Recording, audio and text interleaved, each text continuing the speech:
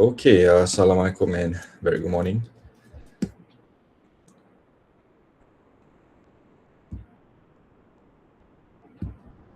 Waalaikumsalam. Okay, Waalaikumsalam. Waalaikumsalam. right.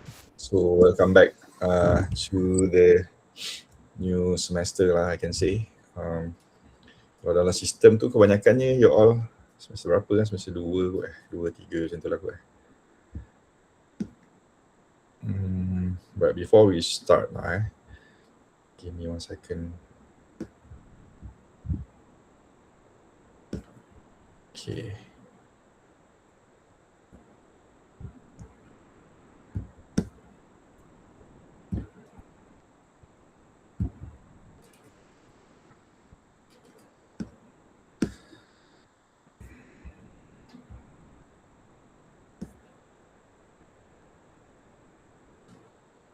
Okay, so this is FIN420 ataupun FIN420 Financial Management.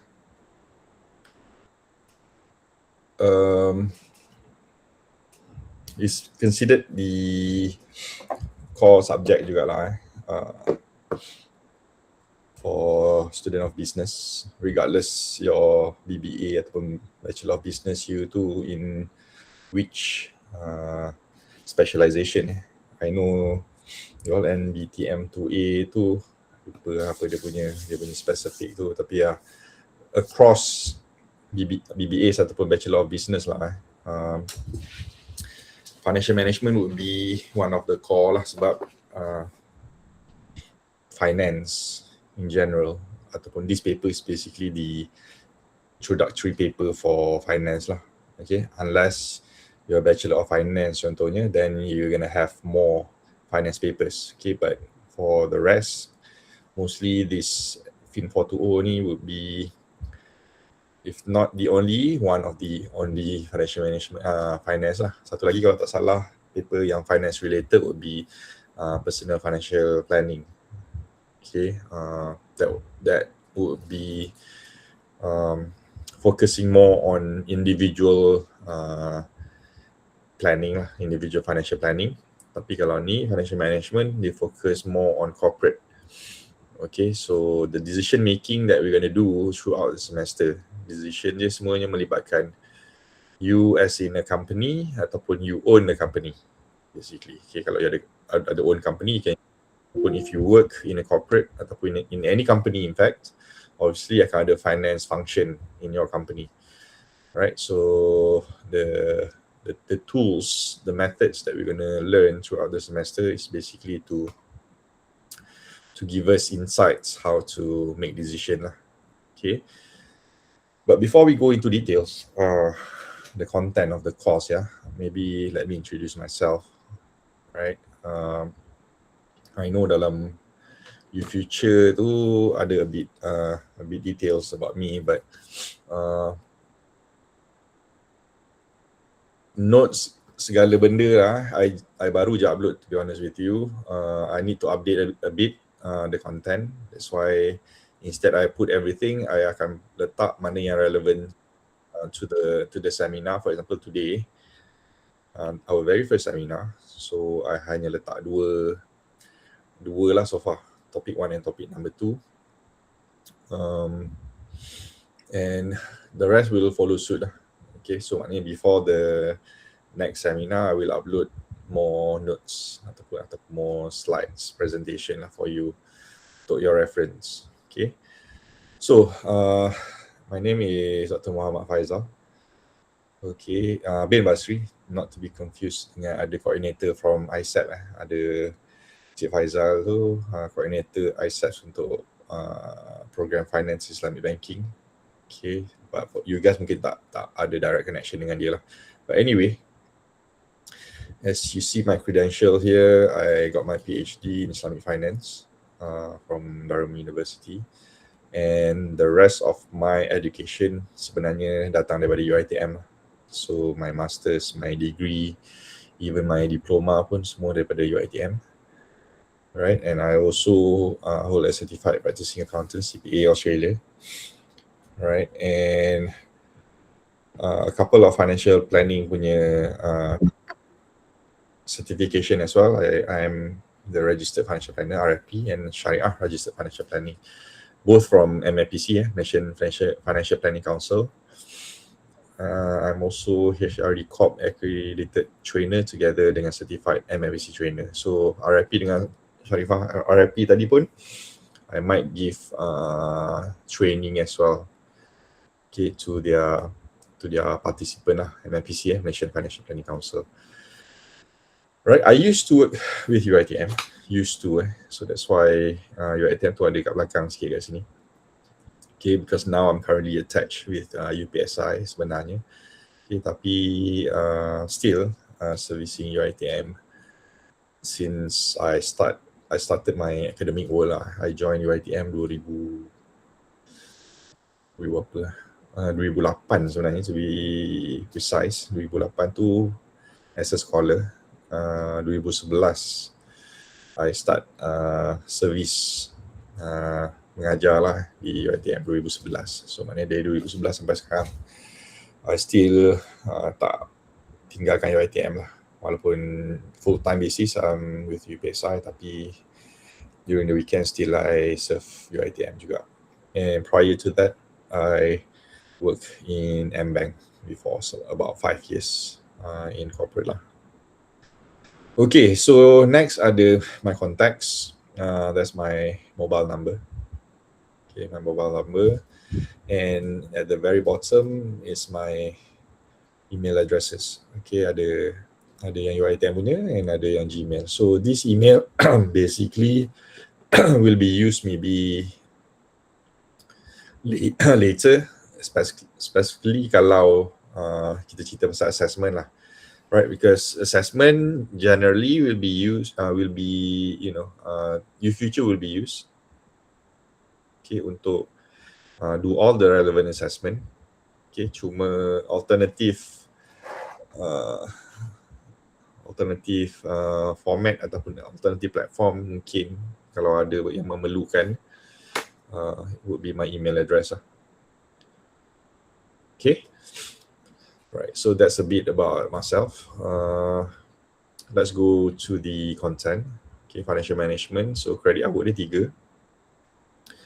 Alright, so contact hours tu tak relevant kat sini lah. Sepatutnya bukan 3 lah. Contact hours tu is the hours of meeting per week.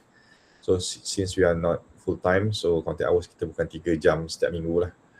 Right, in terms of classes, semester ni dia follow last semester. Okay, last semester kita ada 8 kali pertemuan, 8 seminars in total with 2 hours each. Whereas sebelum semester lepas, maknanya 2 semester lepas, there's one time ada sekali je, one off I guess, a total of 25 hours of meetings throughout the semester. Itu satu-satunya dan I think that's the only time good.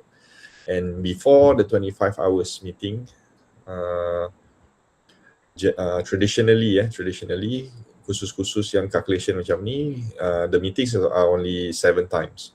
Okay, 7 kali seminar, 2 jam. Okay, but 2 semester lepas ada keperluan untuk naikkan ke 25 jam. Mungkin ada, I think the reason masa tu because of teguran daripada audit, I guess, MQA. But somehow lepas 25 jam tu, for the past 2 semesters together with this semester, I tetapkan 8 kali lah. Okay, later on maybe I can share jugalah the lesson plan, what we're going to do throughout the 8 meetings that we're going to go through throughout the semester.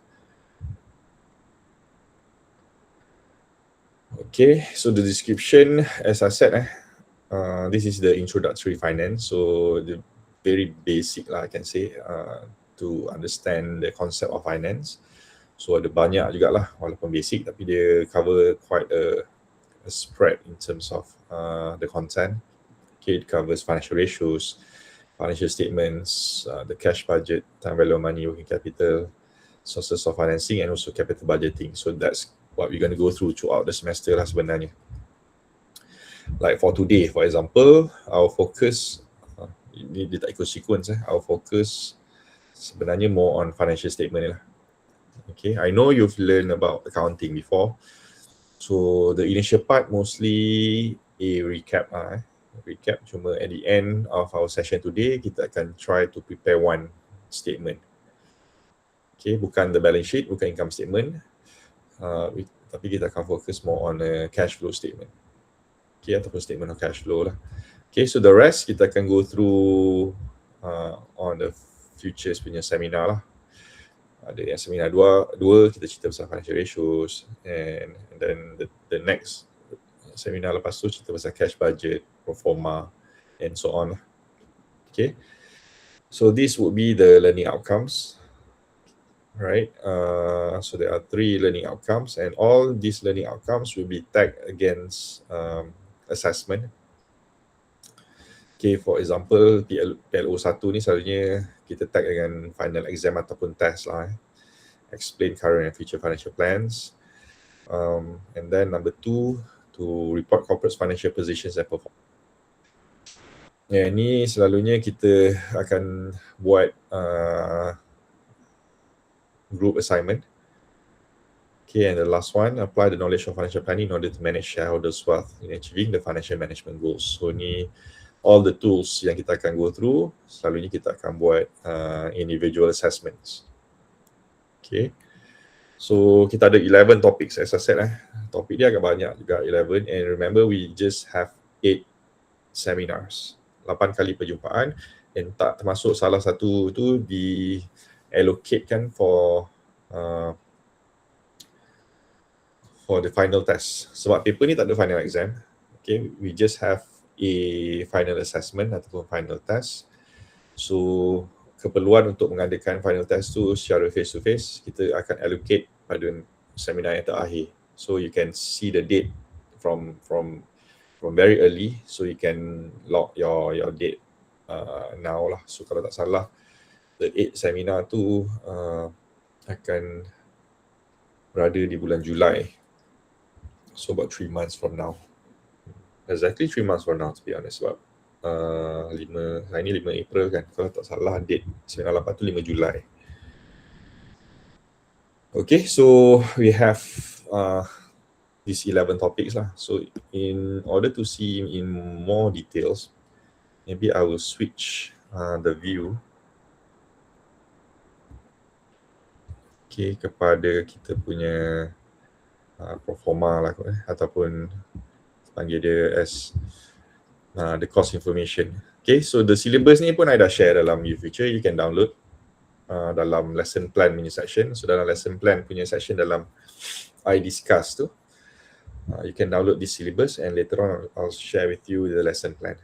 Okay, so the description, the learning outcomes I dah explain tadi. Okay, so these are the 11 topics. Okay, kalau tadi tu just the brief overview of the 11 topics. Kat sini you can see the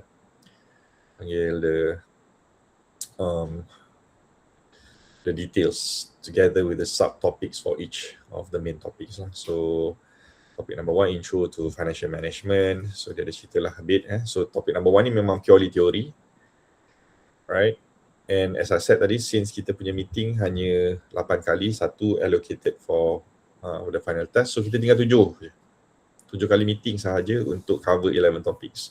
So bear in mind there are some topics tu mungkin I have to skip and ask you to read yourself. So for example, topic number 1 ni, okay, I dah share dengan you the introduction onto financial management, what's the purpose of finance contohnya, what are the financial markets and business organization style, okay, goals of a firm. So semua ni ada dalam notes tu, you can read yourself sebab dia quite self-explanatory and teori sajalah, tak ada calculation. So dalam kelas memang kita punya fokus more on calculation. Okay, calculation lah. So calculation kita akan memula di section ataupun di topic number 2 onwards lah. Right, so topic number 2, we're going to go straight to this topic later on, understanding financial statements. Okay, I kena update ni nama dia sebab penamaan dia dah slightly berubah. Balance sheet sekarang mostly we call them as statement of financial position. And then topic number 3 is really important, financial ratios and analysis, sebab financial ratios ni akan jadi base for your group assignment. So your group assignment akan pakai the financial ratios. So once we've covered financial ratios, so financial ratios ni most likely kita akan habis in the second seminar. So after second seminar je, kita dah boleh start kita punya group punya project lah. So group project akan cover solely on financial ratios. Okay. And then topic number 4 is about financial planning and forecasting. So ada dua models that we're going to go through, the cash budgeting and also the pro forma financial statement, ataupun this is basically the forecasting part lah. Maknanya kita akan try to forecast what will be the financial statement for the following year. Contohnya menggunakan percentage of sales method. Okay, so kalau nak topik 3 ni tadi is mostly for group assignment. Topik 4 ni we're going to use for our first test. Test yang pertama. So our first test akan cover topik number 4 together with topik number 2 sebenarnya. Okay, so topik 2 and 4 will be covered in test number 1. Okay, and then moving on, topik 5, 6 and 7. So 5, 6 and 7 ni kita boleh groupkan sekali sebab all three are actually talking about working capital management. Okay, talking about working capital management. So 5, 6, 7 ni pula important sebab these 3 topics will be part of your individual assessments. Okay, your individual assessment akan cover topic 5, 6 and 7. Okay, and all 3 is actually, like I said lah, dia working capital management lah. So semua mengenai working capital. So working capital tu sebenarnya is, nama lain dia is for managing the current asset lah. Okay, dalam current assets ada cash, marketable securities, account receivable and also inventory. So that's 5, 6 and 7 lah. Okay, for individual assessment. So you nampak setiap topik tu kita akan tagging dia dengan relevant assessment. And finally, the last section will be from topic 8 to topic 11. Walaupun dia bukanlah secara keseluruhan can be grouped together. Okay, walaupun 8 and 9 ni can be grouped together as a financing punya section. Tapi mathematics of finance dengan capital budgeting ni sebenarnya separate from financing lah. But 8, 9, 10 and 11 will be part of your final test. Okay, your final test yang kita akan buat in seminar 8 tu akan cover 4 topik ni. Okay, so the final test will not cover the earlier topics. So topik-topik yang awal tu, macam I cakap, dah di-assign dengan relevant assessment. So dia takkan berulang lah di dalam final assessment. Okay, so kalau kita akan go through the 11 topics, and this semester hopefully lebih smooth as compared to last semester lah. Sebab last semester, like I said, first time dia buat 8 kali. Okay, tapi ada hiccup a bit lah. Kejap lagi I share with you what kind of hiccups kita dapat lah. And apa implikasi dia kepada student, especially for this course last semester. But anyway, so sambil I explain the content tadi, I explain also the coursework. So ni reference dia lah. So as I said, there gonna be 2 tests. Okay, composition of test ni agak besar. Bila you combine both tests, ada 50%, separuh daripada markah you adalah from test. Okay, test 1 20%, right? And then the final test 30%. Okay, so fair lah sebab topik dia test 1 ada 2 topik, final test ada 4 topik. Okay, so the weightage more on the final test. And then for the group project, group assignment, ada 2 output kat sini. The project ni sebenarnya adalah written report. You have to prepare a written report based on the financial ratios. And then you're going to have a video presentation. Okay, video presentation is another 10%. So total 30%. So besar composition ni juga. So second largest composition adalah the group assessment ataupun group assignment lah, 30%. So you buat satu benda saja, a group project, tapi satu dalam bentuk report, satu dalam bentuk presentation. Okay, so benda yang sama tapi output dia 2. So a total of 30%. And finally, the individual assessment ada another 20% lah. So this 20% kita akan buat dalam dua bentuk mungkin. Okay, ada multiple choice question yang kita akan buat dalam U-Future, and ada some assessment yang dalam bentuk bertulis lah. You have to do some questions, macam quiz lah lebih kurang, and you have to submit to me lah. So a combination of both will give you 20%. Okay, so all combined is 100%. So kursus ni sama macam kursus-kursus yang lain as of for the past 2 semesters juga. Kita tertakluk kepada keperluan untuk kalau ada perubahan throughout the semester nanti different story lah, tapi as of today, as of sekarang, rules dia masih lagi tidak berubah yang kita tahu. Right, keperluan untuk lulus both continuous assessment and the final assessment. Right, walaupun paper ni tak ada final exam, but we have final assessment ataupun final test. Okay, this 30%. Okay, so again, UiTM punya rules, in order to consider pass, you kena lulus both ongoing assessment ataupun continuous assessment. Maknanya all your carry marks tu kena lulus, and dalam case ni final test ni pun kena lulus. Okay, so if you show, okay, untuk ongoing assessment ataupun continuous assessment 30%, 30%. So maknanya composition kita 70-30 70 continuous assessment, 30 final. Okay, so 70 tu you kena dapat 30% of it. Okay, 7 darab 3, 21. So you need to get at least 21 over 70. Okay, so selalunya tak ada masalah.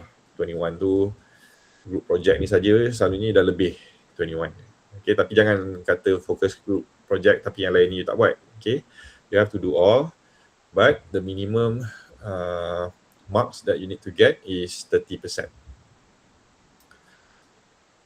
Betul ke 30%? Ya, saya salah.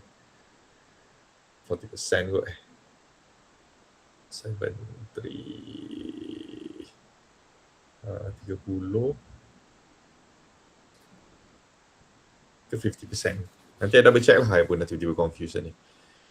Dan dah sangat pula rasa kalau 30% I think it's more than 30% lah. It's either, sebab final exam yang 40%. Ya ke final exam 30%? I double check. Okay, tiba-tiba I confused pula the keperluan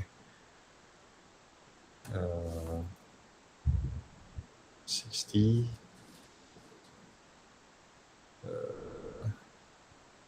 betul lah kot, 30%, final exam 20%, ataupun 40% the ongoing assessment and 20% for the final. But anyway, I will double confirm and then I'll let you know lah. Tapi ada some weights that you need to get at least in order to consider pass continuous assessment dengan final assessment. And the rest are the recommended text lah. So kalau you nak cari kat library ke mungkin ada, you pinjam je lah mana-mana buku berkenaan dengan finance. So semua sebenarnya boleh pakai mana-mana buku finance for reference kalau perlu. Okay, ataupun any online materials lah yang berkaitan dengan financial management. Okay, apa lagi kita? Ni pun dah berapa lama dah cerita pasal ni kan. Okay, one more thing, sorry, before we go straight to topic number 2 sekejap lagi. So I prepared this lesson plan.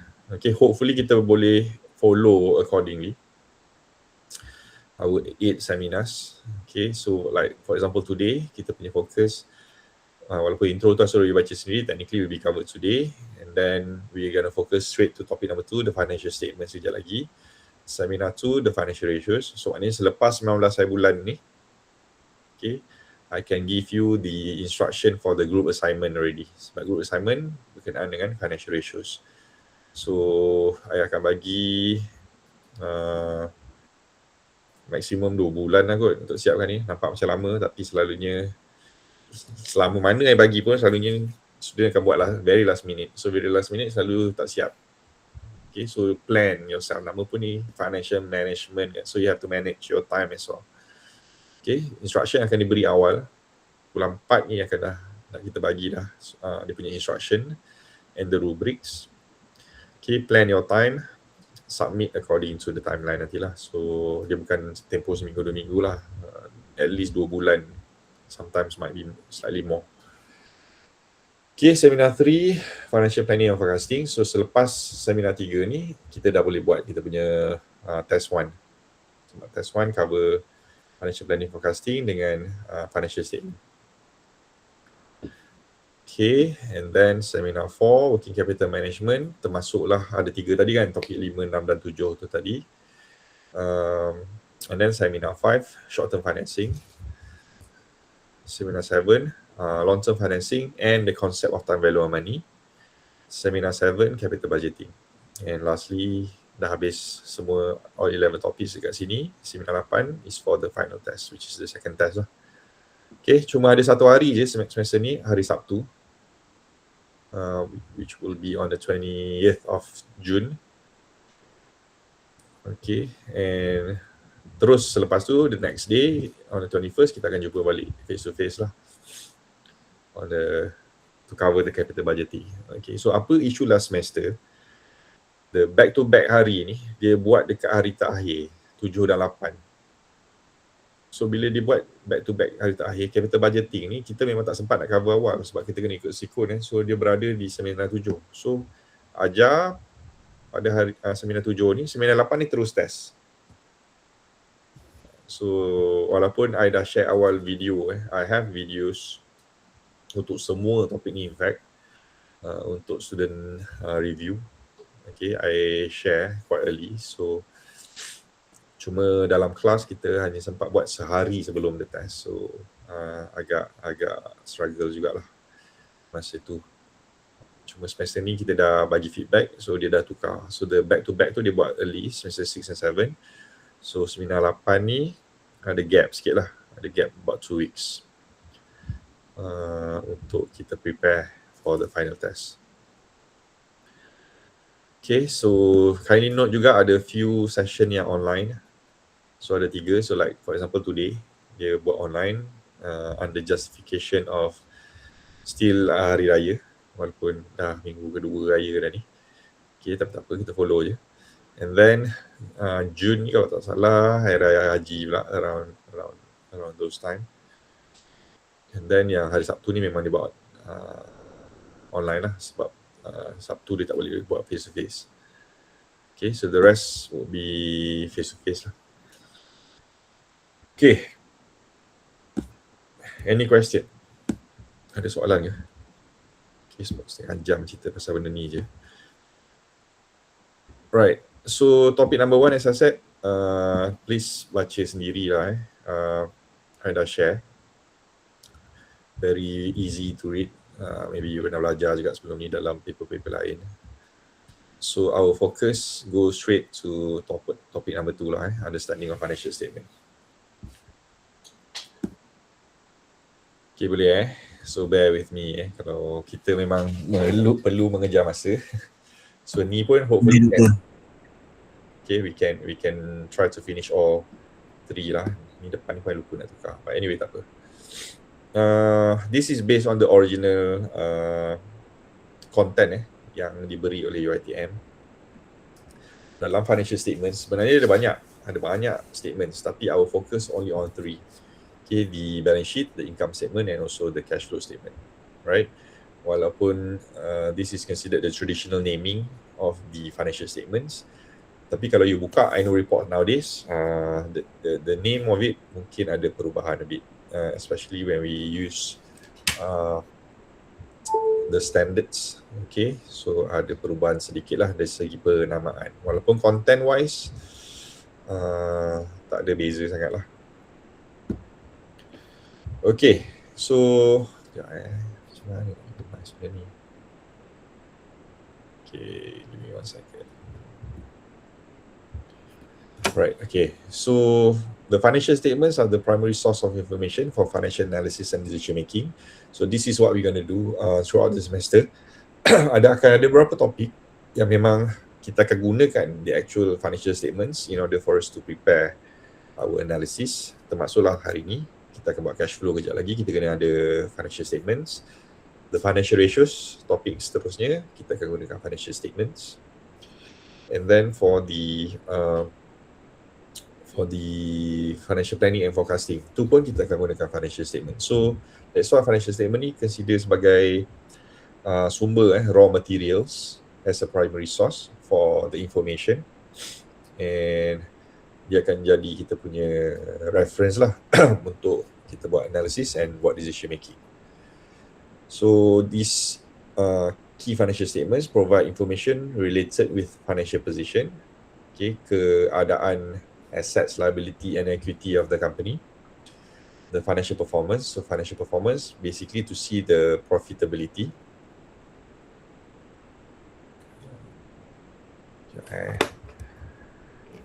Tak nak dia auto save ni.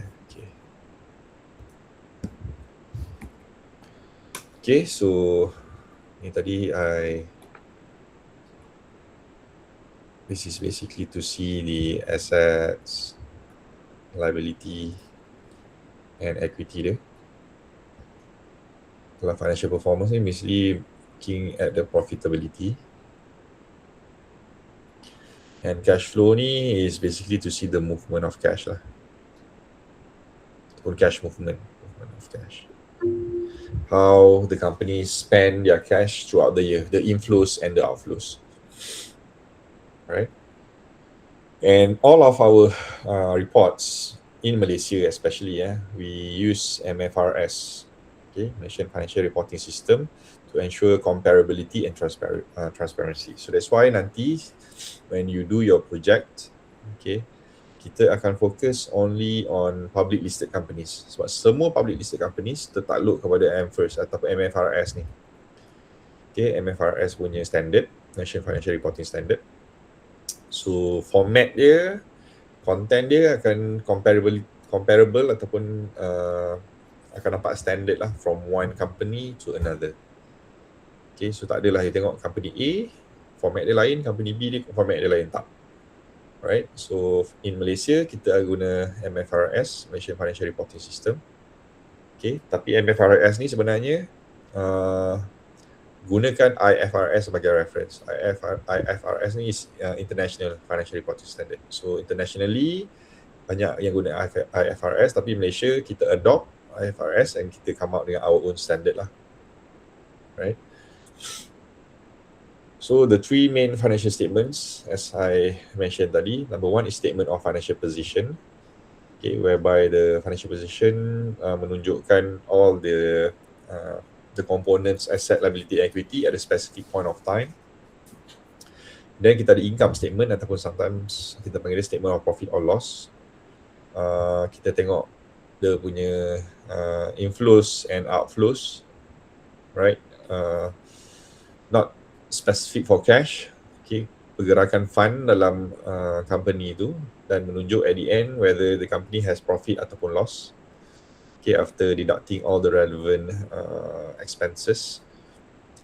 And the third one is statement of cash flows, okay, cash inflows and outflows macam saya cakap tadi lah. So the one that we're going to prepare kejap lagi yang ni, we're going to prepare this one, and these two technically given lah, given sebagai kita punya reference. Kita tak perlu buat statement of financial position ataupun income statement ni sebab ni you dah belajar masa buat accounting dulu. Siapa yang dah ambil accounts,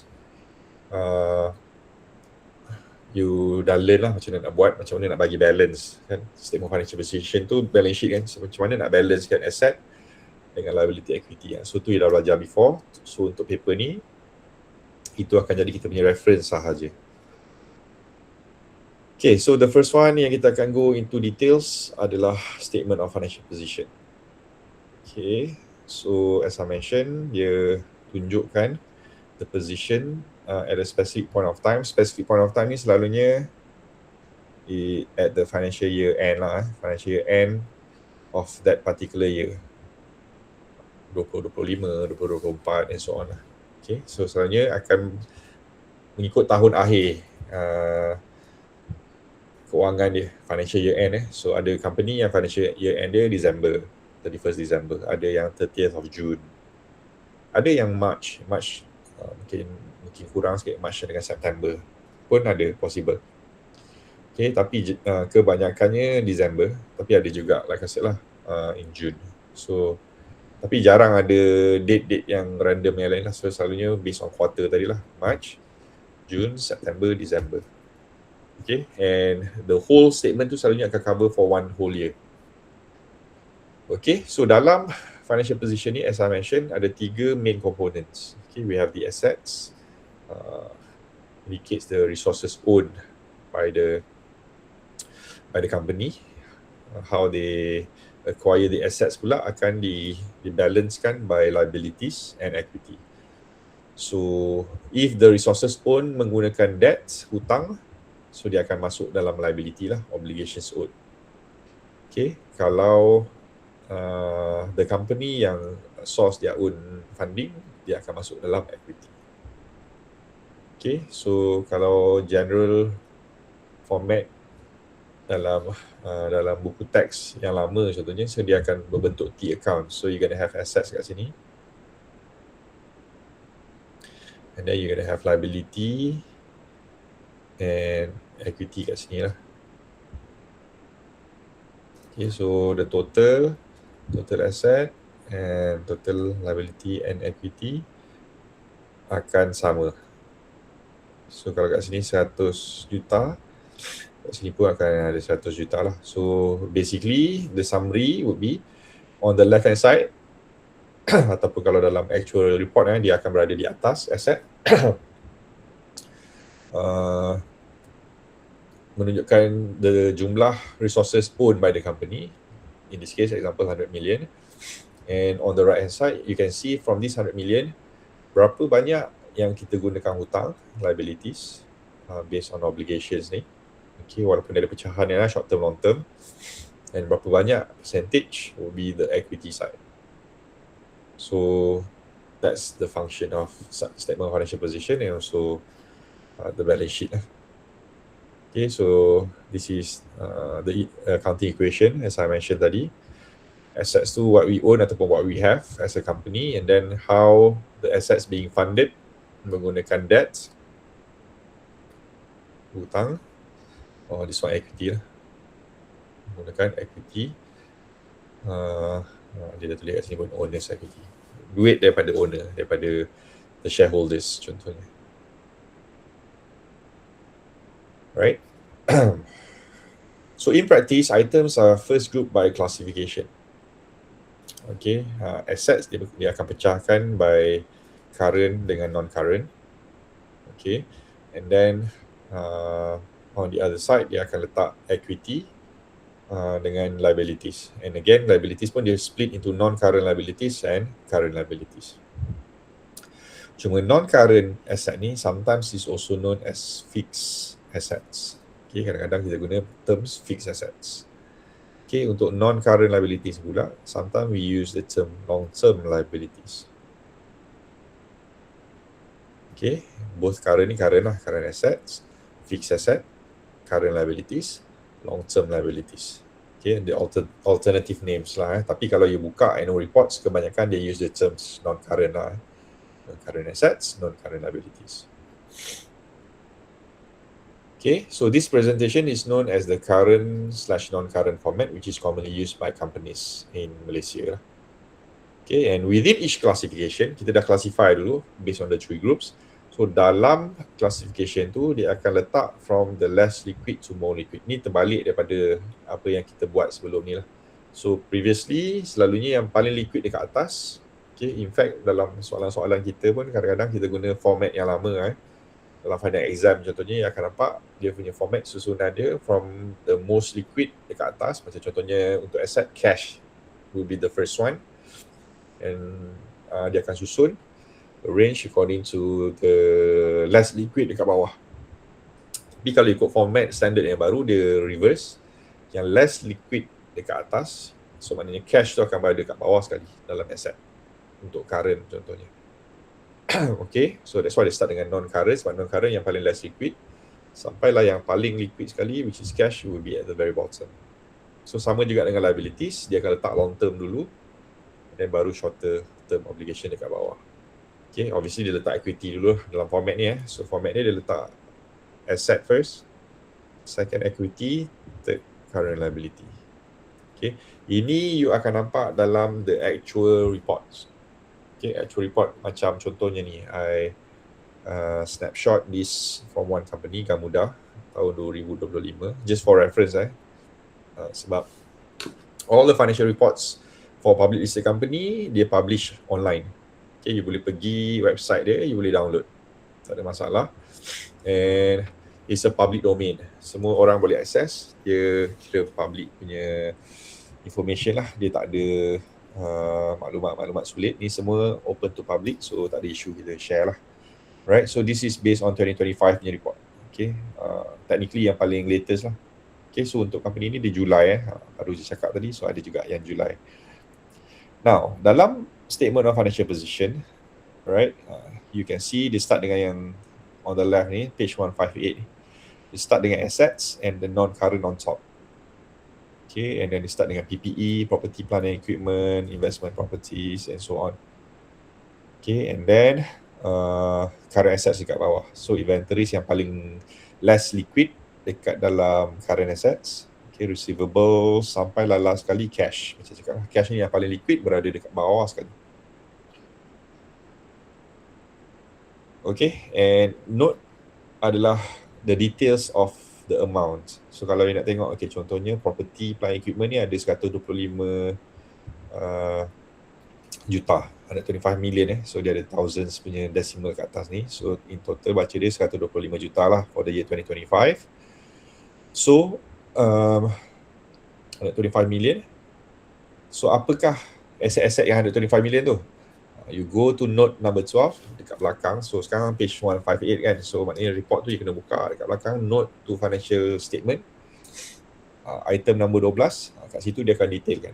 Okay, ada bangunan contohnya 100 juta. So ada rumah-rumah kedai 10 juta. Whatever lah. So dia akan list down semua aset-aset property, plant and equipment tu dengan jumlah yang samalah 125 juta. Sama juga dengan cash and bank balances ni. Dia note dia nombor 25 kan. So dekat note 25 you pergi, you boleh nampak 307 juta ni. 307 juta ni kat mana? Some ada dalam savings account, ada dalam current account, ada dalam foreign punya account. So semua tu dia akan detail kan.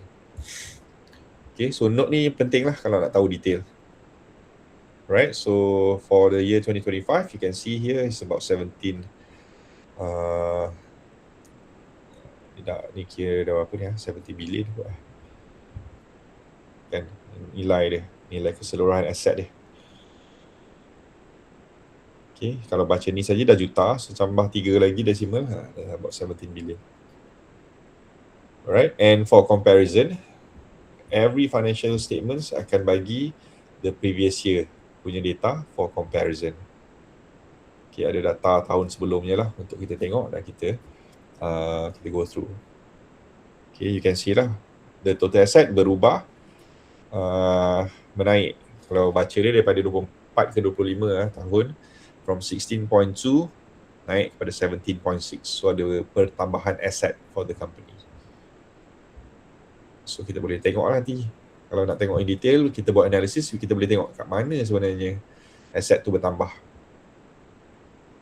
Okay, from non-current ke, adakah kalau kat sini kita boleh nampak mungkin dia punya PPE tu dia dah berkurang kan. So maknanya dia dah liquidate asset dia. PPE ni is property plant dengan equipment, so machineries, land kalau ada, bangunan-bangunan, kalau ada dia ada kilang. Okay, so nilai dia dah susut, so maknanya dia dah liquidate lah, dia dah jual some. In fact lebih kurang separuh, lebih daripada separuh ni. Okay, less than half, more than half. So asset tu akan obviously akan beralih lah bila dia jual. So dia akan beralih, sebab kat sini kita nampak cash dia pun berkurangan juga, from 600 to 300 something. So kita boleh study detail lah ke mana duit tu pergi. We can see kat sini.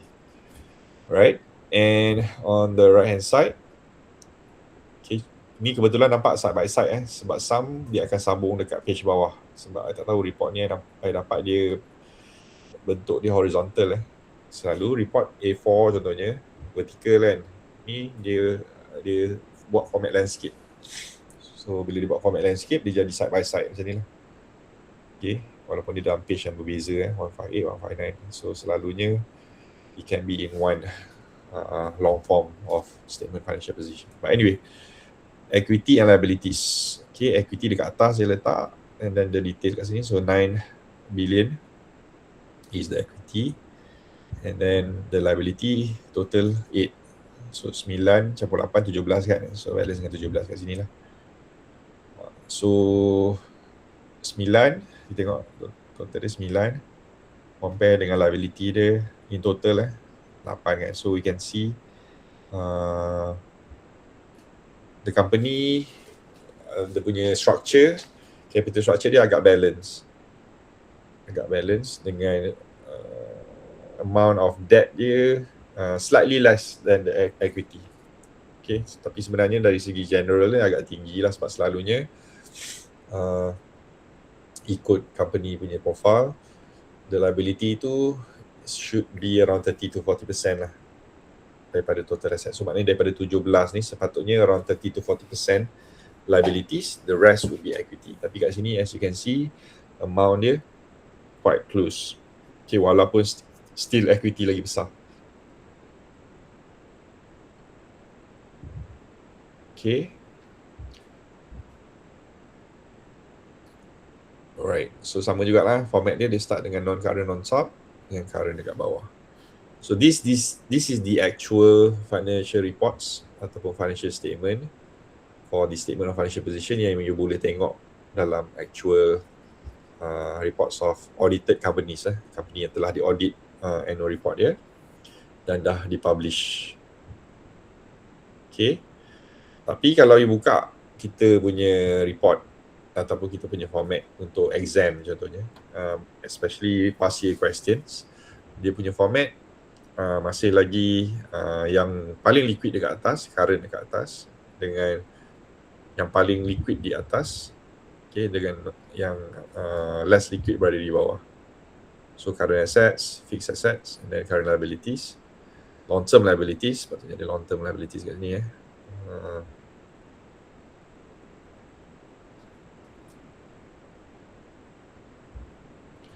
Okay, contoh je long term debt, you boleh tambah ada bonds kat sini kalau nak tambah, mortgages, okay, semua masuk kat dalam long term liabilities lah. Then we have common equity. Okay, cuma common equity dia pecah lagi lah, common stock, preferred dengan retained earnings.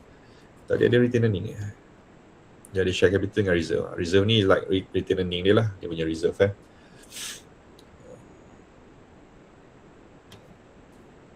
Okay, kalau ni sebab dia equity dekat atas, dia jadi equity and liabilities. So that's why jadi total equity and liabilities lah. Tapi kat sini total liabilities and equity sebab dia ikut susunan. Okay, so depends on the source, kita gunalah information based on the source. Tapi the content same. Ada soalan ke? Sir, saya ada soalan. Ya. Tapi ini just untuk saya fahamkan lagi tentang financial position lah. Saya nak tanya, bagaimana financial position ni dia memberi kesan kepada harga pasaran sesebuah syarikat? Dia nak kata direct, sebab harga pasaran tu dia punya apa orang kata the movement of price tu dia bukan hanya tengok kepada financial performance. Obviously financial performance ada implikasi. Tapi kita ada 3 tadi saya cakap kan, statement of financial position, income statement, and then lastly cash flow statement. So daripada tiga-tiga ni yang lebih akan memberi kesan kepada financial ataupun the share price tu sebenarnya, kalau nak tengok daripada 3 tu, would be the income statement, the profitability. Especially bila company tu announce dia punya income, announce dia punya profits kan. Then akan ada market sentiment dekat situ lah. financial position ni mungkin akan terlihat kalau ada major changes macam cakap tadi lah, ada tiba-tiba isu berkenaan dengan tiba-tiba dia punya structure berubah. Maybe sebelum ni dia dominant by equity, tetapi tiba-tiba pada satu tahap tu company tu kena ambil hutang yang tinggi untuk cover dia punya position kan. So tiba-tiba boleh nampak dia punya debt ataupun dia punya liability tu from a very safe zone tiba-tiba dah berubah naik kepada something yang membimbangkan lah, contoh. So that obviously can affect share price. So share price ni dia punya movement selain daripada performance of financial ni, kadang-kadang boleh disebabkan oleh faktor-faktor lain lah, government punya policy, and keadaan ekonomi global macam sekarang kita cerita pasal minyak kan. So company yang highly dependent on oil contohnya, obviously akan ada effect kepada share price orang juga. Okay. Baik. Terima kasih Doktor.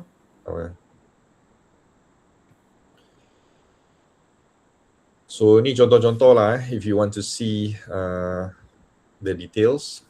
I pun dah share tadi dia punya classification, the current, non-current, and then all the content ataupun the actual content. So example kat sini lah, untuk current dia ada cash, receivables, inventories dengan marketable securities. So receivable ni you know lah, maknanya sales dah berlaku ataupun dalam bahasa mudah dia kita boleh letak dia sebagai credit sales lah. Okay, trade receivable maksud kita dah jual tapi customer belum bayar lagi. And then we have inventories, and then marketable securities ni mostly is short-term investment. Okay, marketable securities adalah short-term investment. So all of this adalah current. Remember current ni akan di-convert into cash within 1 year. Yang senang ataupun mudah untuk di-convertkan kepada cash lah. Okay, so that's why dia masuk dalam current. And for the investment pun must be short term lah yang masuk dalam marketable. So what happen kalau long term investment, dia akan masuk dekat the non-current. Okay, so non-current termasuklah long term investment and assets intended for long term use. Okay, and not easily converted to cash out without losing the value. So macam tadi lah, land building ni kadang-kadang dua ni kita label dia sebagai PPE tadi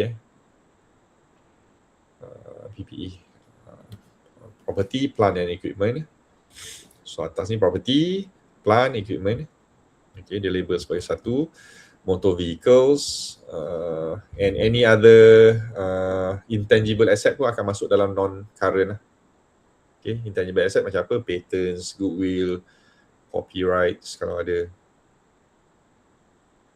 Okay, any IP lah, intellectual property.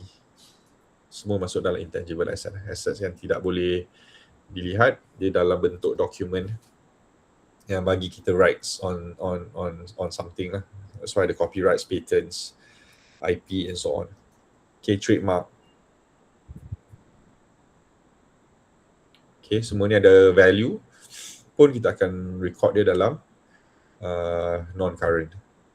Okay, and usually we're going to report them as at cost and less accumulated depreciation. So technically it will be reported as net value. Okay, net value. Kalau ada lah, kalau accumulated depreciation contohnya macam motor vehicles. Okay, masa kita beli mungkin harga dia 100,000 kan contohnya for one. But after a while, after a few years, value dia akan berkurangan. So we're going to report dalam kita punya annual report the value after deducting the depreciation. And then we have the liabilities. Okay, sama macam asset. Dia pecah pada current dengan non-current. Okay, kalau current sama juga that we have to pay, the obligations we have to pay within 1 year. Okay, so contohnya accounts payable, accrued expenses and notes payable. So account payable ni is the opposite of receivable. Kalau receivable tadi is a credit sales. Kalau accounts payable ni is basically a credit purchase.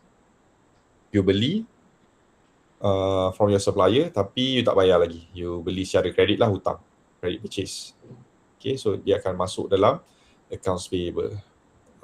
Accrued expenses ni is basically like a prepaid.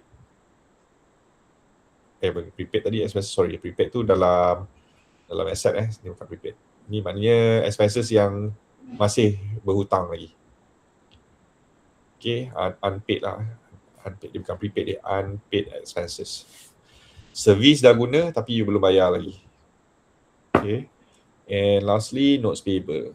Ni notes payable ni like short term loan lah, short term financing ataupun short term loans. Okay, dia akan masuk dalam notes payable. So semua ni adalah obligation yang you kena bayar secepatnya dalam tempoh 1 tahun ataupun kurang. Okay, 1 year or less. So anything yang you have to pay more than 1 year, tempoh dia akan masuk dalam long term, beyond 1 year. Term loans kalau you pergi pinjam dekat bank, kena bayar dalam tempoh 5 tahun, 5 years contohnya. That's term loan lah. Kalau you kena bayar dalam tempoh 9 bulan contohnya, dia masuk notes payable.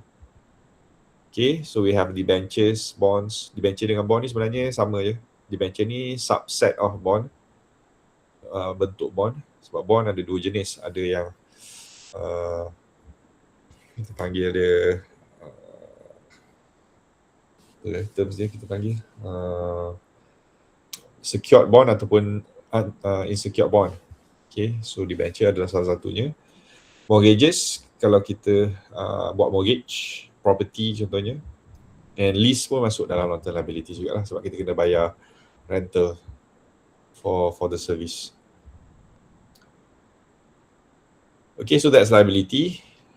And lastly, the equity lah, represent the interest in the owner's interest in the business, termasuklah tadi share capital, retained earning, ataupun tadi dalam notes tu ataupun dalam report tu dia guna perkataan reserve kan. Okay, reserve ni like retained earning jugalah. So retained earning represent the accumulated profit that was not distributed as dividend. Okay, at the end of the year, okay, dalam income statement selalunya kita boleh nampak dia akan dapat profits. Okay, and partial of the profit dia akan distribute dalam bentuk dividend kepada shareholders. So akan ada portion yang tak didistribute, which is akan masuk dalam dia punya reserve lah, dalam retained earning. Okay, which is the accumulated profit. So dalam statement of financial position, that accumulated amount will be parked under equity dalam reserve tadi.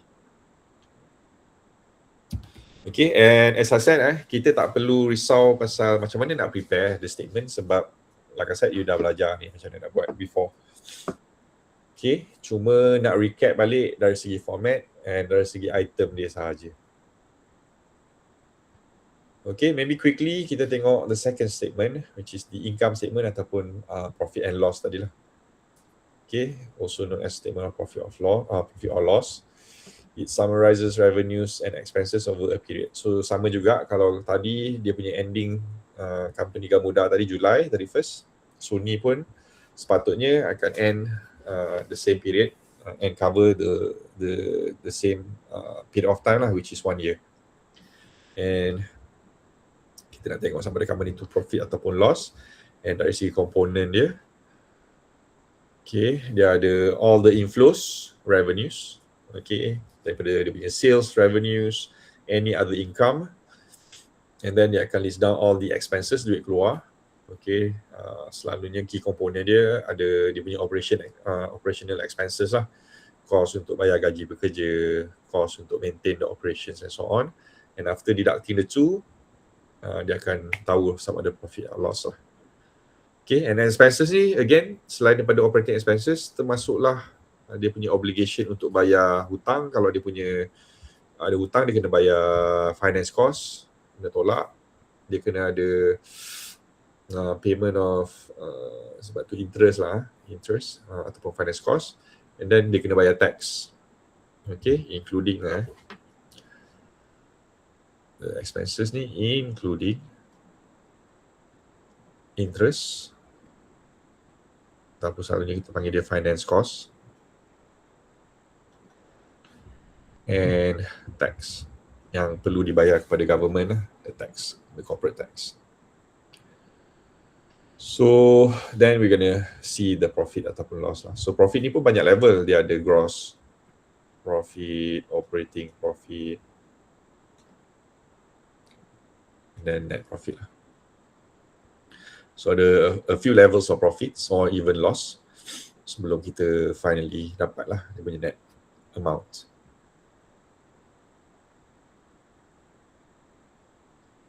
Okay, ni all the expenses lah the common variable dia. Yang atas ni the income, yang lain ni semuanya expenses dia lah. Cost of goods sold, operating expenses, the interest, macam cakap tadi, the financing cost, and also the tax expenses untuk bayar kepada government.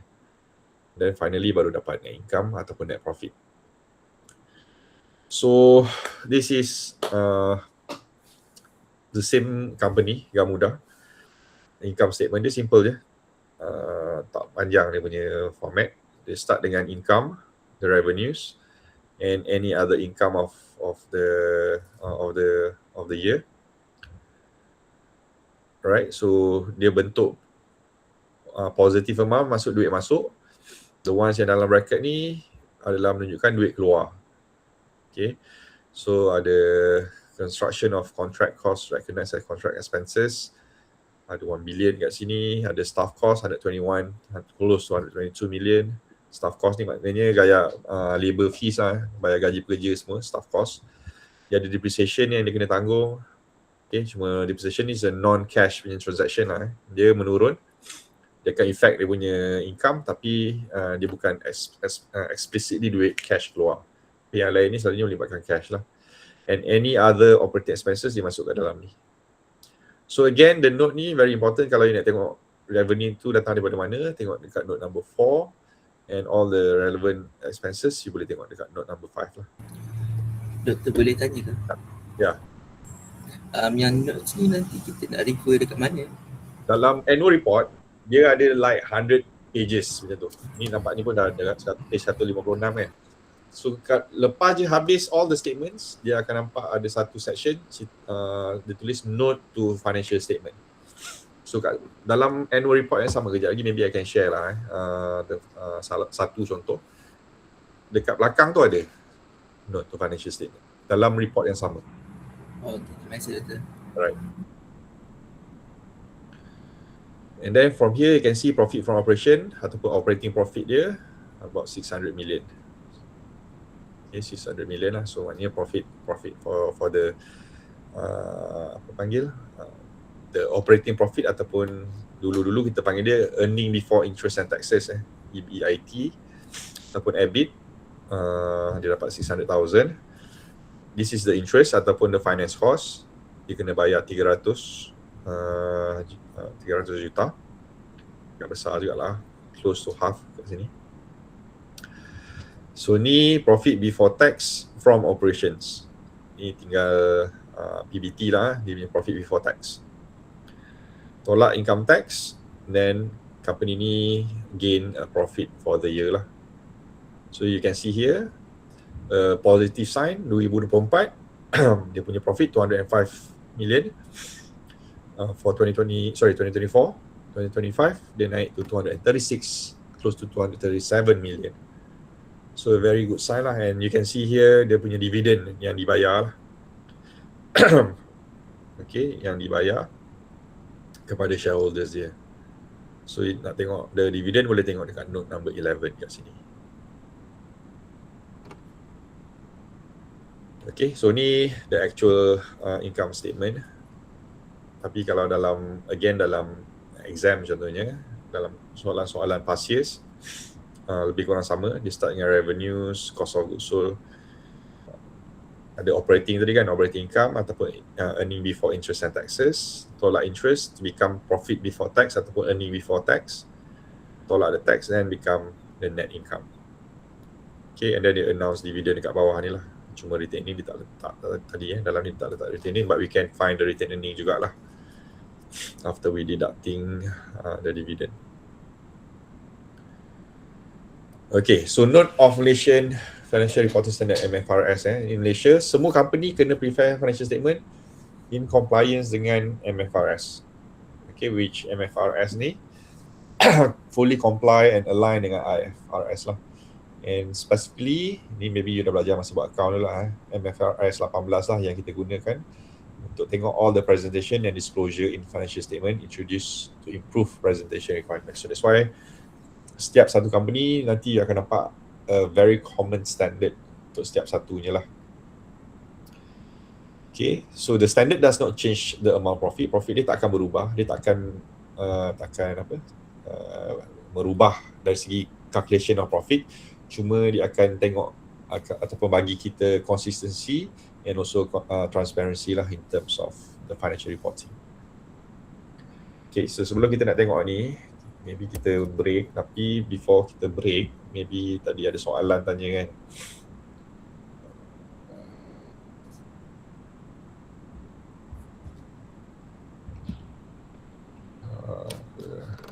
Kamu dah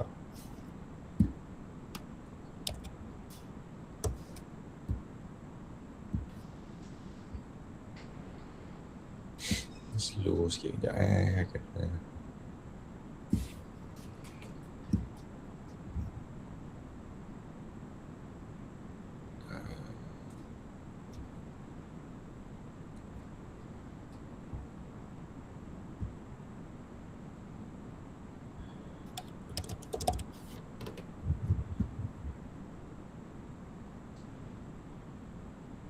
Okay.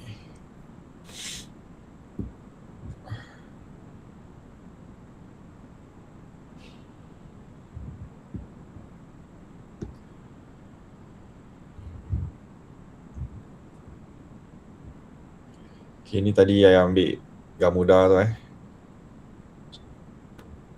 So kalau kat sini ni nampak dia ada 96 pages.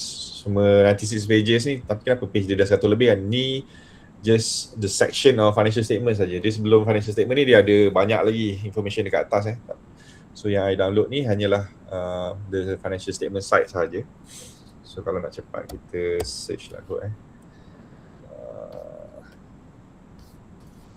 So kat sini dia punya content So dia ada console punya amount. Yang kita tengok tadi adalah the actual income statement dekat sini, statement financial position dekat sini. Dekat bawah ni, notes to the financial statement, page 165 ni. So starting page 165 adalah dia punya notes.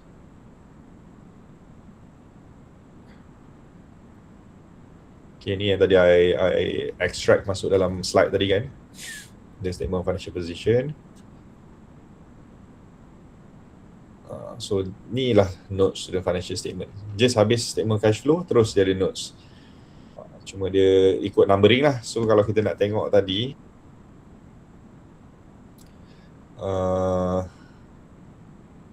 tengok apa katakanlah ni kan, note number 12 ni tadi kita tengok property plant equipment kan, note number 12. So pergilah dekat number 12.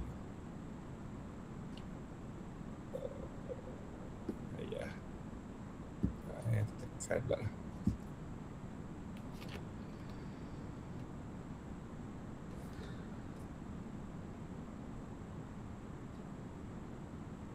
Yang 14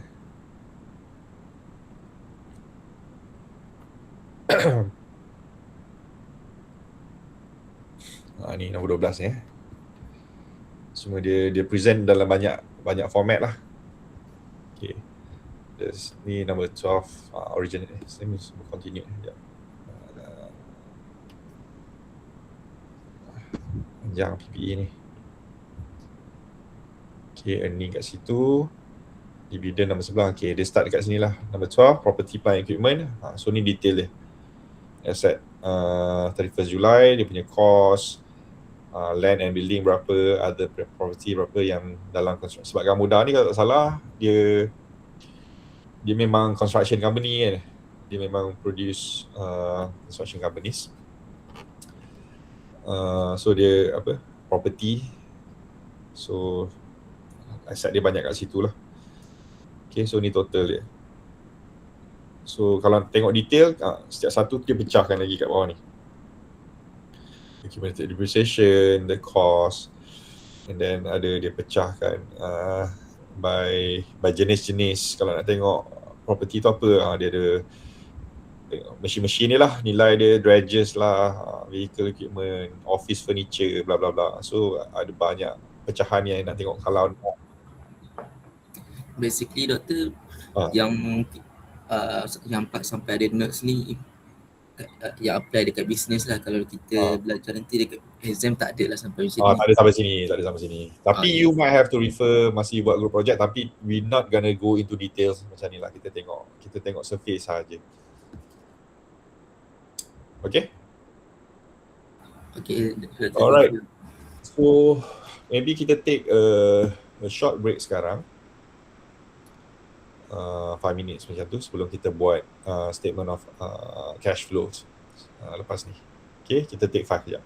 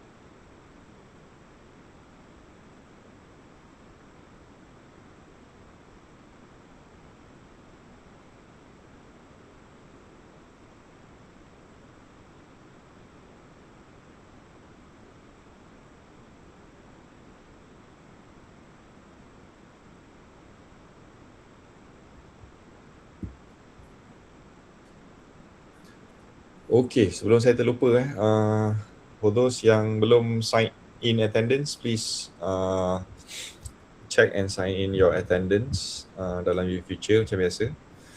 And I can see ada few question tadi dalam message ataupun chat box ni. Fazwan tadi dah tanya, mungkin saya dah jawab pasal share price ni tadi. Tapi Abdul Aziz tanya pasal rubrik. Rubrik I akan share bila I dah bagi the instruction untuk group assignment. Okay, so the group assignment tu nanti like I said, habis je topic 3, I can share the instruction together dengan rubrik sekali lah untuk the group project tu group assignment together dengan presentation sekali. Okay, 9:50, so kita ada 40 minit or so ni. Kita try to complete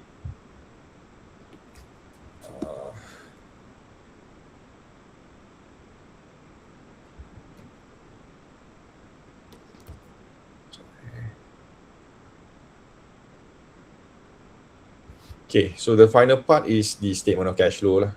Okay, walaupun ikutkan dalam annual report tadi dah ada lah statement of cash flow, but here we want to understand how we can prepare the cash flow based on the statement of financial position and also the income statement. Okay, so as I mentioned earlier, statement of cash flow summarizes the actual cash transactions happen, the inflows and the outflows throughout the year. So it focuses on the actual cash, not the accounting profit. Okay, sebab ada some transaction tak melibatkan cash, so that amount tak akan masuklah dalam cash flows. Okay, so we focus only on the actual cash movement, and the ending cash balance must agree with the statement of financial position punya cash transactions. Okay, so we have 3 sections dalam statement of cash flows. We have the operating activities, okay, whereby these operating activities comes from the cash movement of main business operations. Okay, tapi tak termasuk, ada some exclusion. Sekejap lagi kita tengok, walaupun operating activities ni selalunya datang dalam bentuk current asset dengan liabilities lah. Okay. And then we have number 2, investing activities, purchase and disposal of long-term assets. Okay, so long-term asset ni specifically for the non-current non-current asset, non-current ataupun fixed asset lah. Okay, sama ada dia beli, dia purchase ataupun dia liquidate, dia jual, dispose. So kalau dia beli, maknanya duit keluar lah kan. So there gonna be a negative sign sebab kita akan keluar cash. Whereas kalau dispose, kita akan dapat positive amount sebab kita jual, so kita dapat cash. So investing activities adalah melibatkan purchase and disposal of long-term asset ataupun the fixed assets. And the third is from the financing activities lah, borrowings, repayment, and also all the share capital and dividends. Okay, so how to classify? Okay, ni dia punya sections. Okay, and how to classify. So remember, bila kita nak buat statement of cash flows ni, kita akan refer to 2 statement. Statement of financial position dengan income statement lah. So statement of financial position, kalau you ingat, dia ada 3 benda lah. Kita ada assets, liability dengan equity kan. So untuk income statement ni pula, kita nak tengok 3 benda je from the income statement. We're gonna look for the depreciation amount. We're gonna look at net profit, and we're gonna look at dividend. So kalau statement financial position, kita tengok all the assets, liability dengan equity, kecuali cash sebab cash tak masuk dalam ni. Cash kita akan tengok dia punya balance sahaja. And untuk income statement, walaupun income statement ada banyak item kan, kita tengok 3 benda je, the net profit, depreciation and also dividend. And all of this kena classify according to these sources and users punya section. Okay, so how we gonna classify? So maybe I boleh pecah kat sini lah kot. So dekat atas ni is from the statement of financial position. Yang dekat bawah tu adalah from the income statement. Okay, from the income statement. So kita tengok from statement financial position dulu, which is the main concern adalah asset dengan liability lah. Asset dengan liability. Right. So how we going to classify?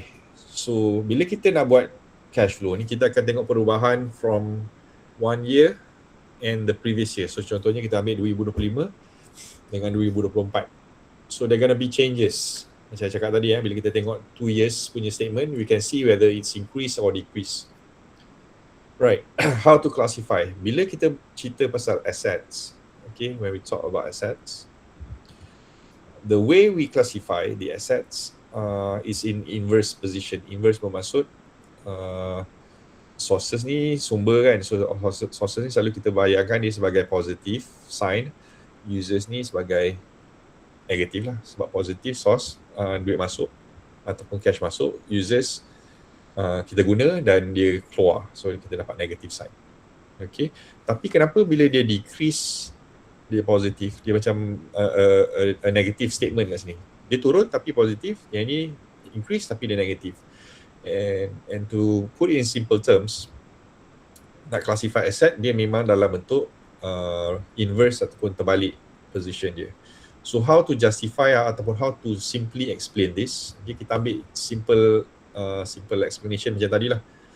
Salah satu asset yang ada, katakanlah fixed asset tadi kan, property. So bila dia turun dalam value of asset, okay, maknanya kita dispose our asset, duit yang kita dapat daripada disposal of asset tu akan jadi sumber, will be our source of cash. Ni sources of cash, cash. Kita tengah buat cash ni kan. So dia jadi pertambahan kepada kita punya cash. So that's why bila sources kita plus our cash values. Sebab bila kita reducekan our asset accounts, the cash will increase. So that's why dia terbalik kat sini. So that's why dia plus dekat bila asset ni turun lah. Okay, so in other words, when we dispose our asset, we're gonna get the cash. Okay, sama juga kalau dia users ataupun terbalik daripada users, when there's increase in asset, dia akan jadi users. Kenapa? Again, contoh yang sama, property. Bila asset kita meningkat tahun berikutnya, okay, it shows that we use our cash to spend. We have to purchase our asset kan. So bila kita beli, spend, purchase our asset, menyebabkan penurunan kepada our cash, sebab kita kena keluarkan kita punya cash lah. Okay, so that's how we determine the assets account. Okay, semua jenis aset lah kecuali daripada cash. So maknanya dia punya marketable securities, dia punya inventory, dia punya PPE, motor vehicle, semua aset yang ada lah. Okay, but again, you don't have to memorize sebab soalan akan bagi you satu statement. Kita tengok statement tu je. Apa yang ada dalam statement tu, itulah kita kira. Okay, whereas for the liability dengan equity, dia punya liability dengan equity, dia directly relates dengan sign ni. So maknanya bila dia increase liability dengan equity, automatically dia akan plus. Okay, sebab maknanya dia direct lah. So contoh, increase in liability, dia tambah dia punya loans contohnya. Dia pinjam lah. Loan dia bertambah, liability dia bertambah. In other words, dia akan dapat extra cash sebab dia pinjam kan. Extra liability means extra fund they're going to receive. Therefore, the cash akan increase as well. So that's why bila dia increase in liability, it will become a plus sign ataupun source for the cash. Okay, so sama jugalah kalau decrease in liability means tahun ni, tahun lepas dia ada hutang 100,000. Contohlah 100,000. Tahun ni, hutang dia dah turun. Okay, daripada 100,000 tinggal 40,000 je. So maknanya ada penurunan 60,000 kan. So macam mana liability dia boleh kurang daripada 100 ke 40? Ada 60,000 pengurangan. So 60,000 tu adalah bila dia bayar, the make payments of the liability. So bila dia bayar, obviously cash will go out. So that's why bila decrease in liability, we gonna letak ni sebagai users and a minus sign. Okay, so that's how we label and classify the changes of assets, liability and equity. So kalau nak cepat dari segi pengiraan, You kena ingat asset dia inverse, dia terbalik daripada sign dengan movement, whereas liability dengan equity dia directly. Okay, directly positively related lah, maksudnya bila increase liability plus sign, decrease liability minus sign. Okay, so plus and minus sign ni penting kejap lagi bila kita nak calculate kita punya cash flows, because we gonna plus and minus directly according to dia punya value lah. Okay, kejap lagi saya tunjuk lah. Okay, so that's statement of financial positions. Untuk income statement, like I said, ada 3 benda sahaja kita nak tengok. Number 1, depreciation. So depreciation automatically akan masuk dalam sources, which kita akan plus always. Okay, so kalau tadi kita kena tengok perubahan, but for depreciation dia fix. Dalam income statement tengok value depreciation, terus masuk dekat dalam ni, dalam source.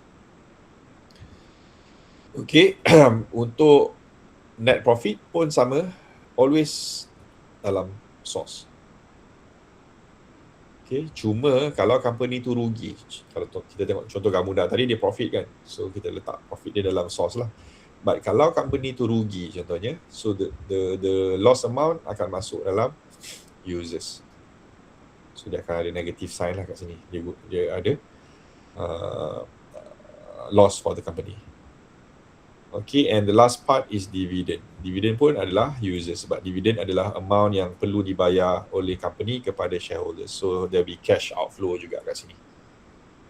Okay, company akan bayar dividend to the shareholders, so therefore cash will be flow out from the company. So that's why dividend akan masuk dalam users.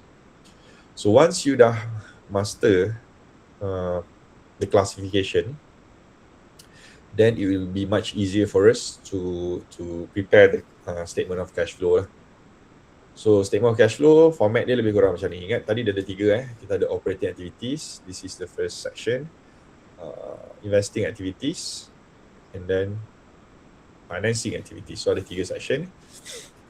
So operating activities kita akan start dengan net income dengan depreciation. So ingat net income depreciation ni dua-dua ni datang dalam income statement tadi. Income statement So just ambil je directly from income statement. Ambil net profit dia berapa, depreciation dia berapa.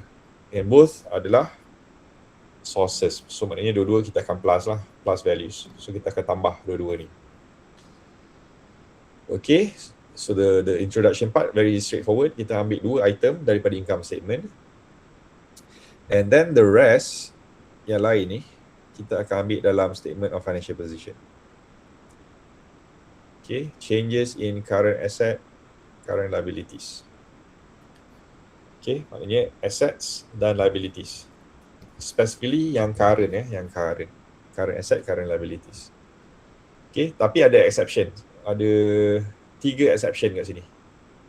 Cash dalam current assets, notes payable dalam current liabilities, short term investment dalam current assets. Short term investment ni kalau ingat tadi dia marketable securities securities and notes payable. So 3 item ni kita tak payah masuk dalam kita punya operating activities. Okay, so cash ni memang tak akan masuk mana-mana sebab cash tu akan ada dalam summary ni. Notes payable dengan short term investment kita masuk dalam financing activities ni. Short term dengan notes payable, instead of we put in operating, we put it under financing. Okay, bukan kita tak ambil langsung, cuma kita tukarkan dia ataupun masukkan dia dalam financing activities.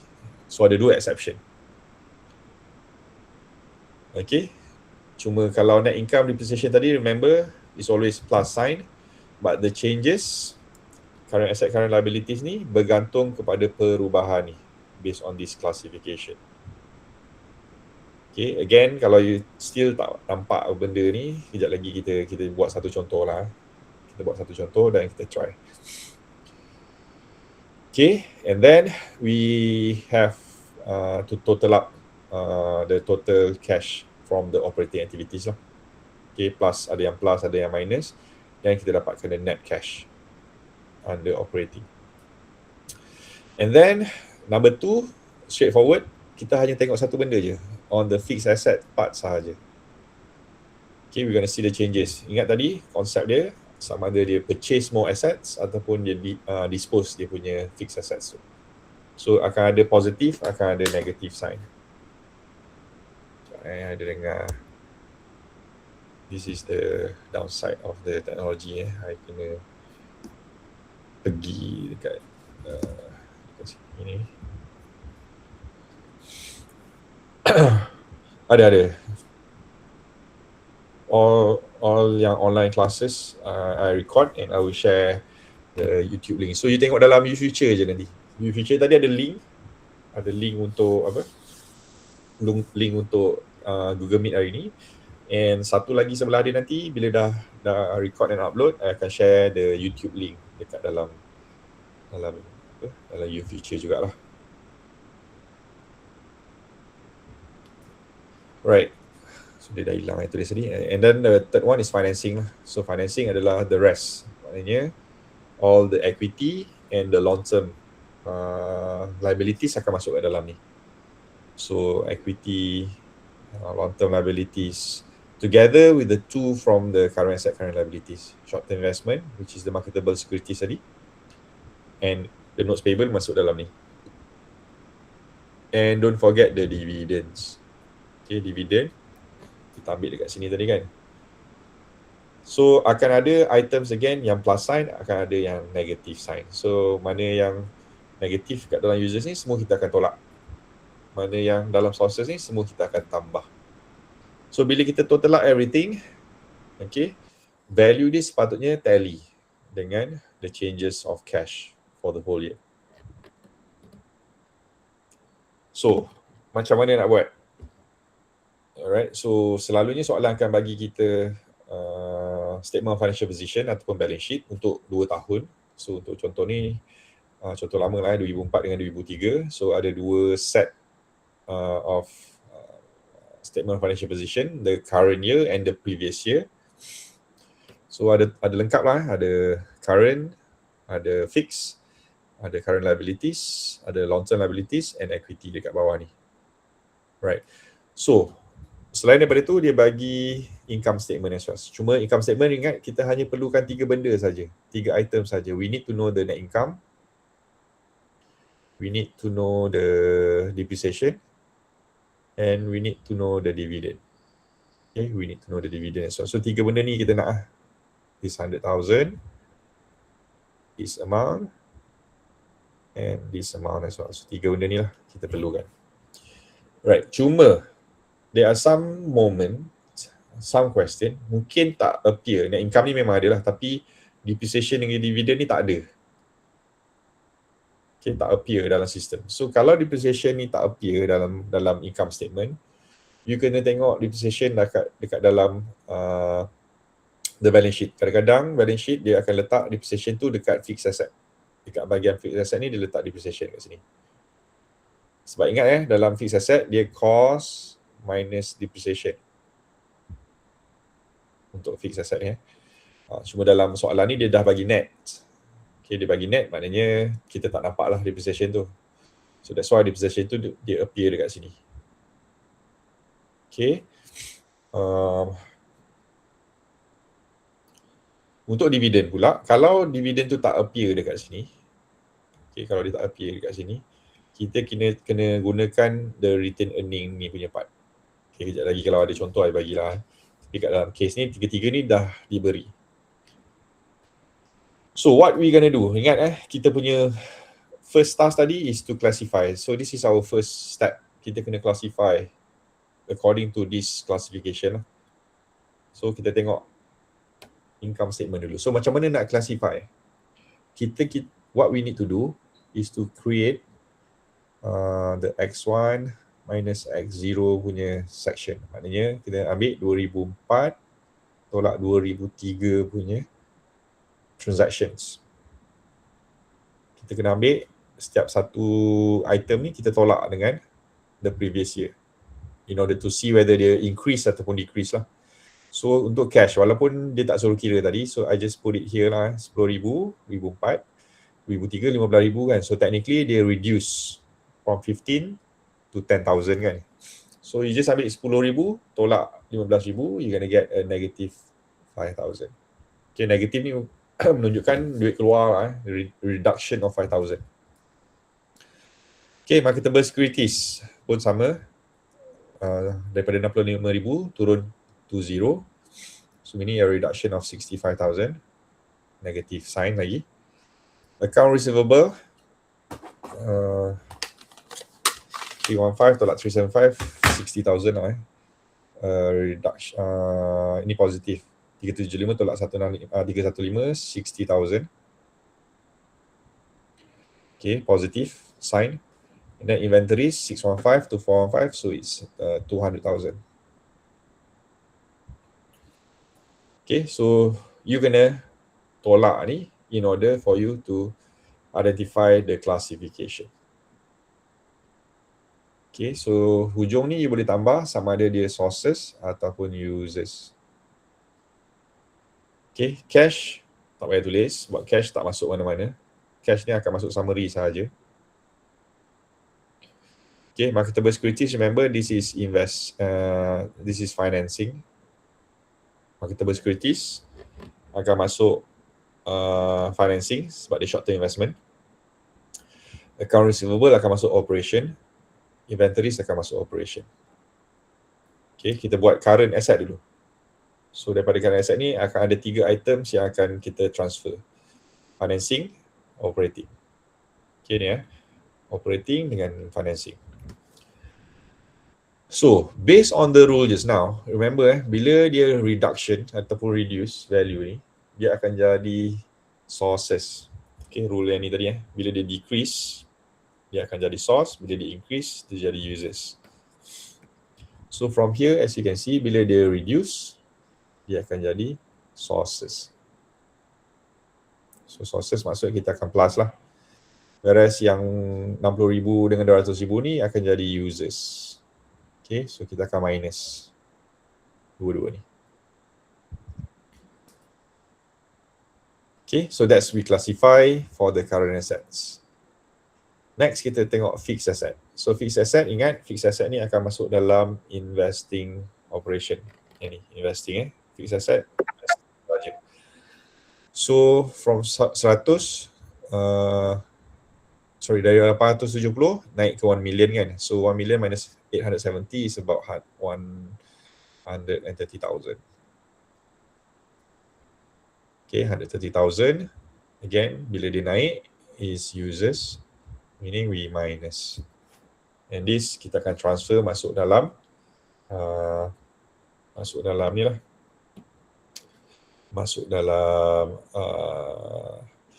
investing operation. Ini investing. And then the rest yang dekat bawah ni pula lah. So yang kat bawah ni again classification dia terbalik daripada yang dekat atas. So 60 minus 30 is 30,000. 110 minus 60 is 50,000. 140 minus 130 is 10,000. Okay, semua ni current liabilities. So current liabilities dia akan correspond dengan sign. So kalau ni semua positive sign, semua akan jadi sources. Semua akan plus. Okay, kalau tak clear, tengok balik je rule ni. So bila dia increase liability, sources kita tambah. Okay, so yang total ni jangan kira sebab ni just subtotal of this section. So kita tak perlu kira. And then kita ada long-term debt. Long-term debt 754 tolak 580. So ada 174 kat sini. Ni pun sources juga. Okay, common stock tak ada. Okay, so for this question, retained earning tak perlu kira sebab kita tak perlu kira dividend ourselves. Okay, dividend tak perlu kira. So therefore, we don't have to kira. Okay, and this is the outcome of yang kita buat tadi lah. Okay, so action ni mana kita dapat is based on the sources and users tadi Okay, remember ni akan masuk financing, ni akan masuk operating, this one operating, this one investing, operating, this one financing. Okay, sebab notes payable. This one operating. This one financing juga. This one financing kalau ada, tapi sebab dia kosong, dia tak masuk mana-mana lah. Okay, so this is the process that we do to subtract and to find the difference, and then kita classify. So amount yang kita nak, kita hanya ambil amount ni je. Amount ni yang kita akan masuk dalam cash flow kita. Okay, amount ni saja yang kita akan masuk dalam our cash flows. Okay, and then kita akan transfer this amount according to this format. Operating on top, then investing, and then financing. Okay, cuma kita dah buat kat sini, and don't forget the 3 items kat sini lah. So ni akan masuk operating, ni masuk operating, ni masuk financing. Yang 3 item ni. So we're gonna start dengan kita punya, kalau kita tulis kat sini kita start dengan operating kan. Operating. Kita akan start dengan net income dulu. Net income 117,480. Ni patutnya dia punya ni lah, statement of cash flows. Title dia, so start dengan operating. Net income 117,480, and then we have depreciation. Depreciation 100,000. Okay, so dua-dua I tak letak bracket menunjukkan dua-dua plus lah. So selepas you dah letak dua ni, just go back to here. Just go back to here. Follow balik je I dah label ni tadi. Aku kat sini lah, sini lagi nampak dia punya amount. Mana yang operating, kita masuk dekat dalam dalam sini, dalam operating lah. Selepas depreciation. Okay, follow je from top to bottom. So operating yang pertama, account receivable 60,000 minus. Okay, kat sini pun sama tadi kita dah buat kan, 60,000 minus. Okay, so don't take this amount as is. Kita ambil 60,000 together with the sign. Okay, the amount and the sign. So 60,000 minus for account receivable. So I'm going to write here account receivable 60,000 but minus. Kita tolak.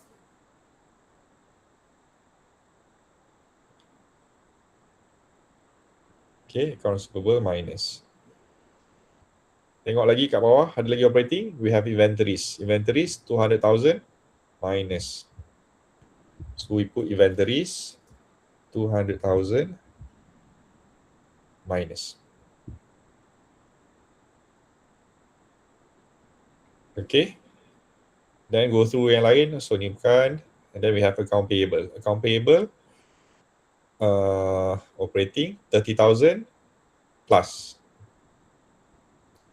So account payable apa tadi? Account payable 30,000 plus.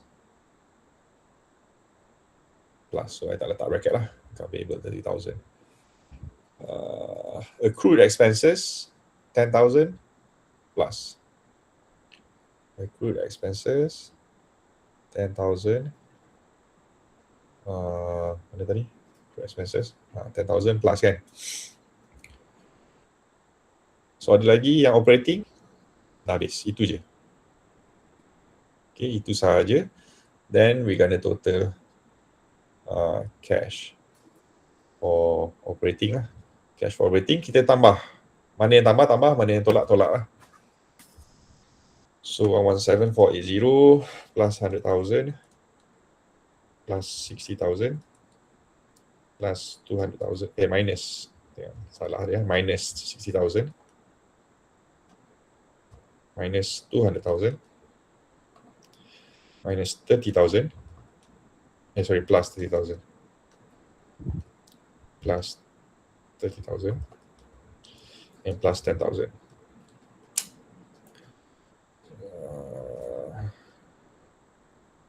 Ni I dapat 2520.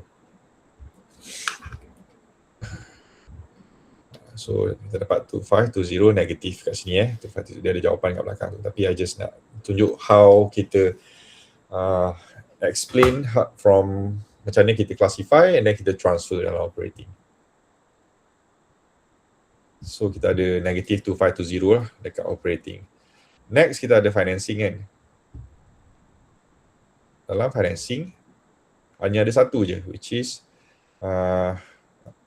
net fixed asset. Okay, net fixed asset. Fixed asset ni je yang kita ambil. Okay, cuma untuk net fixed asset ni, mana nampak? Okay, net fixed asset ni, walaupun kita kira tadi 130 kan. Okay, so untuk net fixed asset ni dia ada rule. Okay, dia nak tengok. Okay, this is the rule untuk net fixed asset lah. Net fixed asset.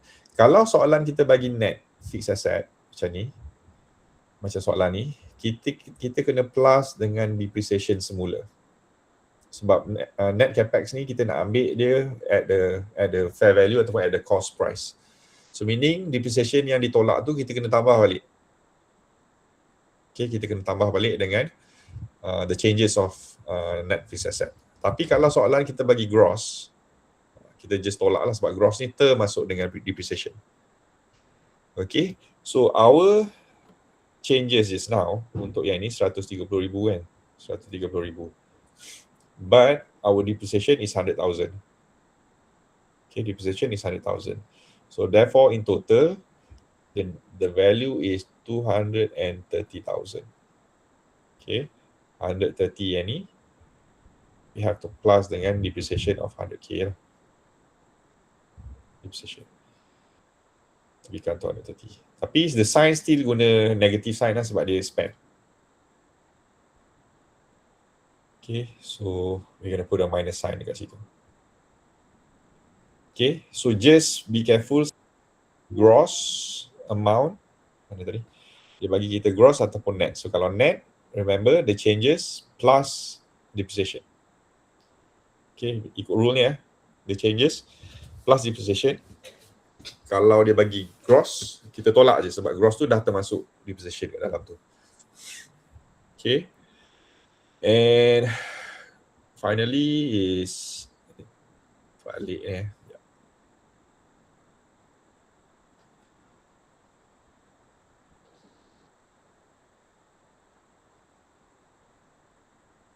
investing. Lastly, financing. Okay, so financing adalah to the rest yang kita belum masuk lagi. Okay, kita start dengan marketable securities 65,000 plus. So letaklah marketable securities 65,000. Okay, 65,000 plus walaupun dekat dalam ni record tapi dia punya classification adalah plus. Okay, so kita letak 65,000 without bracket lah. Okay, so the rest kita dah isi. Kat sini tadi ada tulis lagi financing yang lain. Notes payable 50,000 plus. Notes payable 50,000 plus. And then long-term debt 174 plus. 174 dia, 174 plus. Okay, itu saja financing. Sebab common stock tak ada changes kosong, tak payah letak lah. So 3 items, then you total kan. So dalam case ni, financing dia semua plus sign.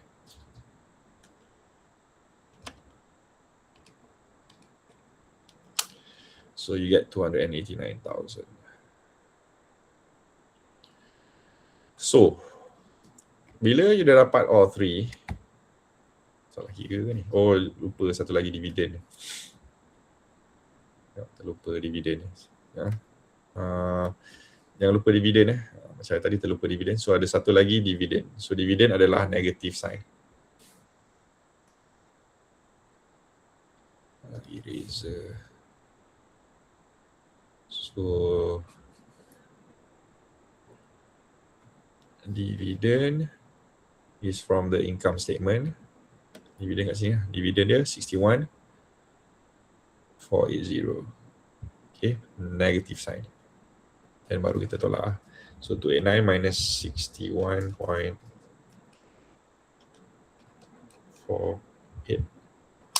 So jadilah 227,520. Okay, 227,520. Okay, so kita beralih dekat page ni lah. So ni format yang lagi cantik. Actual. So you don't have to worry about perkataan increase. So you just letak dia punya nama ni pun dah cukup dah. Tak payah letak lah increase whatever ni. You just put according to the name of the items, right? So this is how it looks like. Selepas yang kita buat tadi, operating kita dapat negative 2520, investing negative 230,000, dan financing in total 227,520. So bila you ambil negative 2520, negative 230, and plus 227,520, you're gonna see the net change dia 5,000, negative 5,000. Negative 5,000. And when I said that amount tu kena tally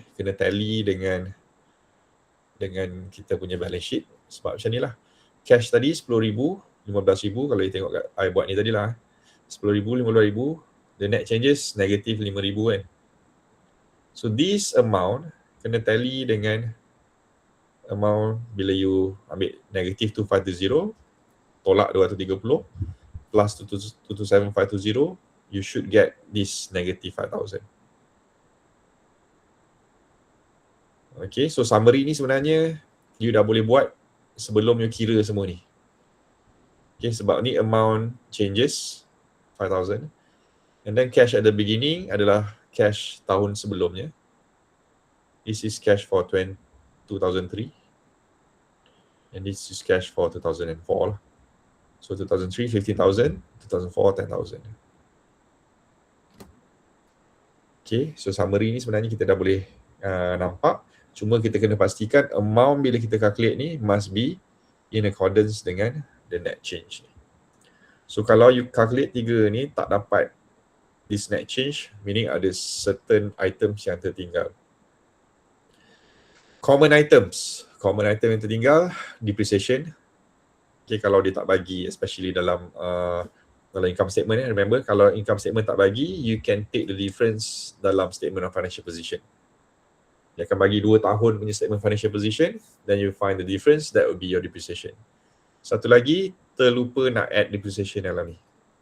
Ini satu lagi sumber how the items dia tak balance ataupun dia tak tally.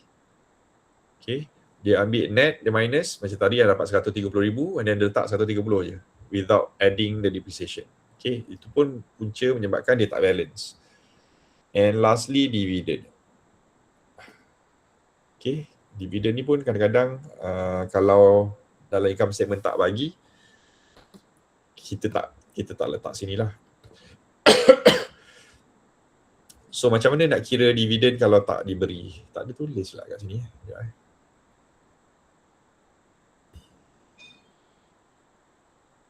Okay, maybe I letak the formula dekat sini lah. What if dividends not given? Kalau dividend ni tak diberi, you kena ambil net profit. Okay, tolak dengan return earning 1, tolak return earning 0. Ni nak cari dividen. Okay, net profit tolak dengan the changes.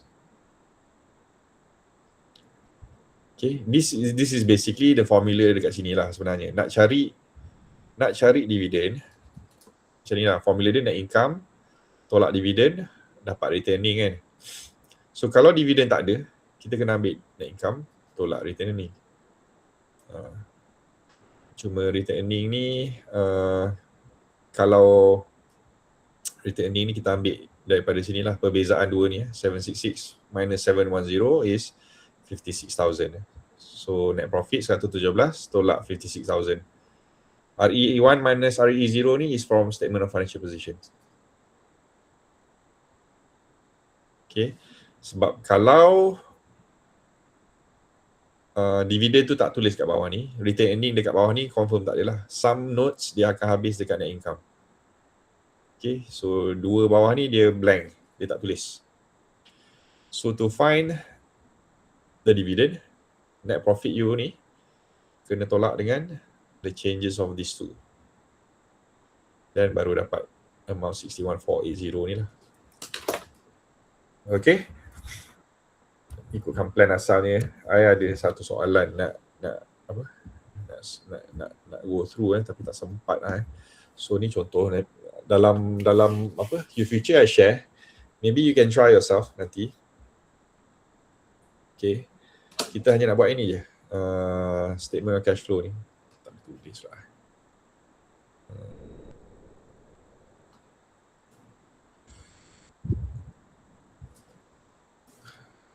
Kita nak buat ini je, statement of cash flow ni. So you download nanti dalam your future, you can try. So this is the whole set. So similarly, find the difference dulu. Cuma kindly note dia punya position tu, instead of 2005 dekat depan, yang latest dekat depan, dia letak 2005 dekat belakang. So bila you nak minus, dia bukan 9,000 minus 7282. It's sebab dia punya format is 2005 minus 2004. Kan? So it's 7282 minus 9,000 and so on lah. And here as you can see, dia bagi gross, dia ada gross, dia ada net. So bila nak calculate, you can use gross straight away untuk dapatkan net financing tadi. Net investment. And depreciation. Okay, depreciation ada kat sini 116960. Ataupun depreciation you boleh cari the difference kat sini lah. The difference between the two pun supposed to be 11960 juga. Okay, company ni net losses and perasan dia tak ada dividend. So this is where you need to use the formula yang letak tadi lah. Okay, net losses tolak dengan the changes of return earning. Okay, tak apa, you try dia dulu. And then we gonna discuss maybe dalam next class lah. Okay. So basically that's about it untuk topik tu ni ya. So these are the summary. Okay, and the three statements yang kita buat tadi memang dia interrelated lah. So the sources pun kita ambil daripada situ. Cuma itulah, kita tak sempat nak buat the question just now. Yeah, but you can try and then nanti kita share kita punya jawapan lah.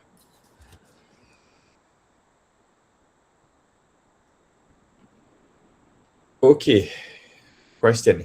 Ada soalan lain? Untuk rakaman, rakaman nanti I share. I will post. So again, reminder, siapa yang belum sign in attendance, you still have about 10 minutes lagi nak sign in attendance. So kita stop sampai sini je dulu for today. And insyaAllah I'll see you guys face to face in the next session untuk topik financial ratios. Assalamualaikum Doktor. Yang ni ada rakaman tak untuk tengok semua? Ada. Saya cakap tadi, semua kelas online akan di-record dan akan di-upload dalam YouTube, and I will share you the link via YouFuture. You tengok dalam YouFuture nanti, semua link akan ada lah kat dalam tu. Nanti kalau tengah buat latihan tu, kalau ada yang tak faham boleh je boleh je text. So I encourage you guys kalau nak buat WhatsApp group, you can add me in the WhatsApp group jugalah. Okay. Then you can discuss. Okay, thank you Doctor. Alright, thank you very much, and insyaAllah see you guys in the next class. Alright, Assalamualaikum. Thank you, Doctor. Selamat Hari Raya, Doctor. Selamat Hari Raya, thank you. Thank you Doktor. Okay, welcome.